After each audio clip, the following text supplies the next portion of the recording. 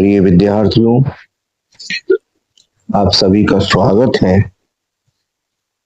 मेरे इस master channel पर। आज मैं आपके लिए संस्कृत दिग्दर्शिका के पाठ प्रथम वंदना पाठ के लिए आप लोगों के लिए पढ़ाऊंगा। ये यूपी बोर्ड की 11वीं हिंदी की किताबों में संकलित है। पहले संस्कृत दिग्दर्शिका की पुस्तिका अलग होती थी, लेकिन कुछ सालों से जो संस्कृत का जो भाग है वो अब हिंदी कविता, निबंध, कहानी सभी के साथ एक ही किताब में संकलित होकर आ रहा है। तो इस वीडियो को देखने से पहले आप सभी का स्वागत करना चाहूंगा और मेरे इस थोड़े से प्रयास से आपके लिए बहुत कुछ लाभ होगा। तो प्रथम पाठ है, आइए विद्यार्थियों शुरू करते हैं। प्रथमा पाठा वंदना। बहुत ही सरल भाषा में मैं आप सभी के लिए समझाऊंगा। मेरा यदि ये प्रयास आपको अच्छा लगे तो मेरे इस चैनल को सब्सक्राइब करना। तो आइए शुरू करते हैं। पहला मंत्र है विश्वानी देव। विश्वानी देव सवितुर दुरितानि परासो यद भद्रम तन्न आशु। विश्वानी देव, विश्व के देवता। विश्व के देवता कौन है? सूर्य देवता, सविता देवता। विश्व के देवता, संपूर्ण विश्व के देवता सविता देवता अर्थात सूर्य देवता।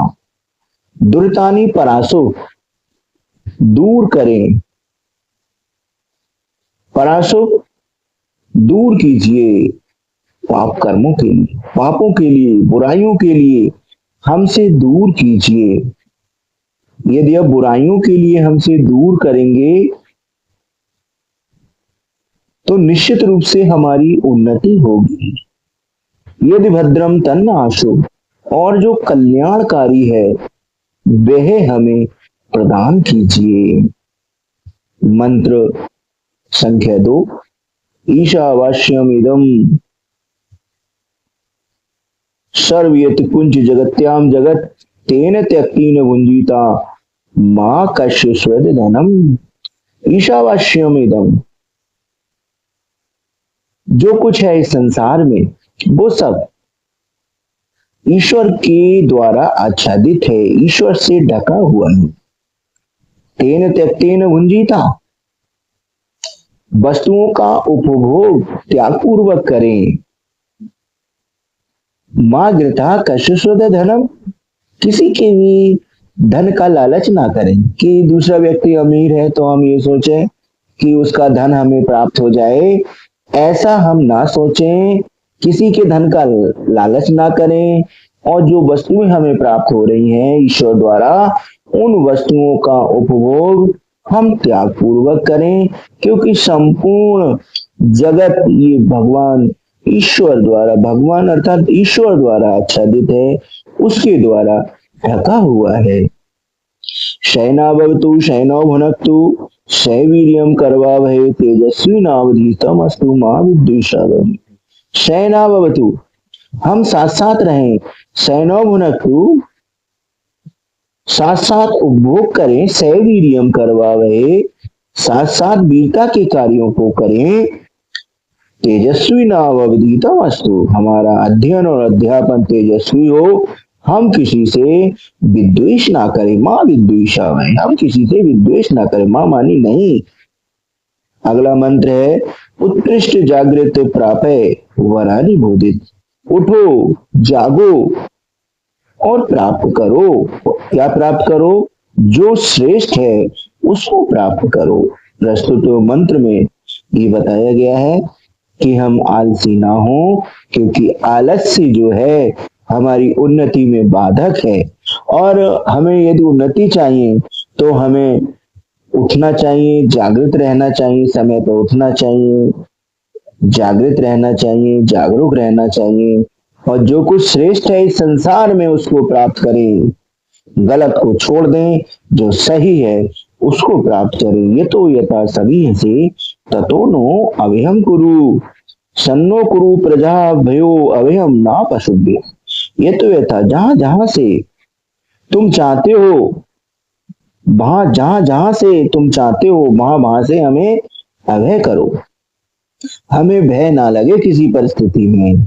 सन्नो कुरु प्रजा भयो अभयम, प्रजाओं का कल्याण करो और उनकी पशुओं से रक्षा करो। अभयम ना पशुभ्या, उन्हें पशुओं से अभयता प्रदान करो। हे ईश्वर, हे परमात्मन, आप चाहते हो जहां जहां से वहां वहां से हमें अभयता प्रदान कीजिए। सन्नो कुरु प्रजा भयो अभयम ना पशुभ्या, प्रजाओं का कल्याण कीजिए, पशुओं से उनकी रक्षा कीजिए।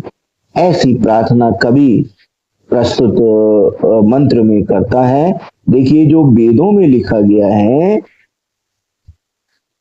वो क्या है, मंत्र है, और ये जो पाठ है ये वेद मंत्रों को ही यहाँ पे संकलित किया गया है।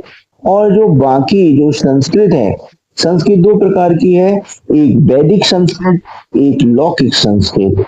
वैदिक संस्कृत को थोड़ा सा क्लिष्ट माना जाता है, जटिल माना जाता है, लेकिन जो लौकिक संस्कृत है उसको सरस, जल्दी से हृदय ग्राही हो जाने वाली कहा जाता है। रामायण महाभारत लौकिक संस्कृत में ही लिखे गए। रामायण महर्षि वाल्मीकि ने लिखी थी, महाभारत महर्षि वेद व्यास ने उसको लिखा था, उसको रचा था। रामायण का पहला श्लोक, मां निषाद प्रतिष्ठाम त्वम अगमा शाश्वती सम यत क्रंच मिथुनादेकम अवधि काम मोहितम। हे निषाद, हे शिकारी, हे बहलिए, तुझे कभी भी शांति प्राप्त ना हो। तूने इन पक्षियों के जोड़े में से, क्रंची का जो जोड़ा था, इस जोड़े में से तूने नर को मार दिया, तुझे कभी भी जीवन में शांति प्राप्त नहीं हो। ये रामायण कथा का जो महर्षि वाल्मीकि ने लिखी थी उसका पहला श्लोक है जो लौकिक संस्कृत में लिखा गया। यहीं से रामायण की शुरुआत मानी जाती है। देखिए ये प्रसंग चला तो मैंने बताना समीचीन समझा। प्रथम पाठ है, इसमें बहुत सारे प्रश्न दिए गए हैं जिनको आप किताबों में से देख सकते हैं। वंदना प्रथमे मंत्रे का प्रार्थना करता। वंदना के प्रथम मंत्र में किससे क्या प्रार्थना की गई है? जगती मानवा कथम बसेत, जगत में मानव को कैसे रहना चाहिए। ये सारे प्रश्न हैं जिनके लिए तुम्हें तैयार करना पड़ेगा। और देखिए इसमें जो मंत्र हैं या श्लोक हैं उनके अर्थ परीक्षा में लिखने को आते हैं, छमाही की परीक्षा में इन पर भी ध्यान करेंगे। देखिए इसमें एक तो पहला मंत्र बहुत उपयोगी है, तीसरा बहुत उपयोगी है और दूसरा बहुत उपयोगी है। ये जो शुरू के 1, 2, 3 बहुत ही महत्वपूर्ण है गृह परीक्षा के लिए, 11वीं की परीक्षा के लिए।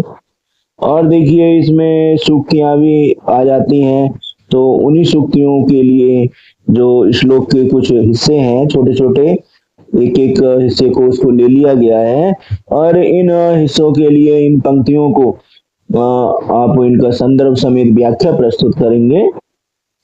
इसके बाद अनुवाद का काम इन्होंने दिया हुआ है, तो अनुवाद जो भी पेपर बनाते हैं वो अपने स्तर से अनुवादों को रखते हैं। नीचे दिए गए हैं शब्दार्थ, इन शब्दार्थों पर भी आपको गौर करना चाहिए, क्योंकि देखिए शब्दार्थ कठिन शब्द होते हैं और उनका निराकरण यहाँ पे किया जाता है बहुत ही सरल शब्द से है। यहाँ पर आप देख सकते हैं विश्वानी वानी संपूर्ण देतानी पाप, इसमें हिंदी में अर्थ भी दिया हुआ है। पराशुभ दूर कीजिए, भद्रम कल्याणकारी, आशुभ प्रदान कीजिए, ईशावास्यम ईश्वर से व्याप्त तेन, इस कारण से त्यक्तेन त्याग पूर्वक, भुंजीता भोग करो, लोभ या लालच ना करो। किसका किसका है कष्ट, किसका है सन्न कल्याण, न हमारा प्रजाभ्याम प्रजाओं का, पशुओं से रक्षा कीजिए। इस तरीके से इसमें शब्दार्थ दिए गए हैं। तो ये मेरा थोड़ा सा प्रयास है। यदि आपको पसंद आए तो इस चैनल को सब्सक्राइब करना, जिससे कि आपको और उपयोगी वीडियो मिल सके। मेरा ये बिल्कुल निःशुल्क चैनल है, आपसे किसी प्रकार का कोई शुल्क नहीं लिया जाएगा। अधिक से अधिक जानकारी आपको हिंदी की प्रदान की जाएगी। आप बहुत ही सरलता से मेरी इस चैनल को ज्वाइन कर सकते हैं, जिसका नाम है मास्टर।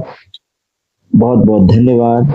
जो छात्र विद्यार्थी छात्राएं मुझे देख रही हैं, उन सभी का बहुत बहुत धन्यवाद।